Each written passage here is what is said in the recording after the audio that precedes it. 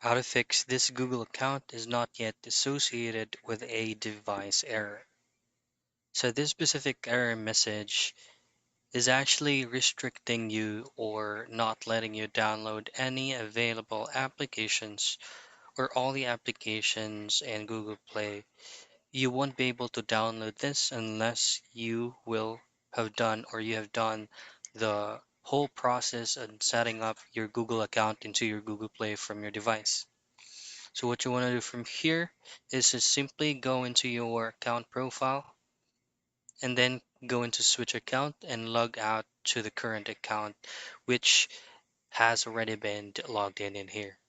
Now go into your device, log in and set up your Google Play account, and once you've successfully done that, go back to your PC, log into the same account, and in here you will be able to see Windows and phone that will be visible on each boxes from here, meaning you fully set up or you're done setting up your account from your device, and it will automatically be linked to your laptop or PC, and you can now download any applications available in here.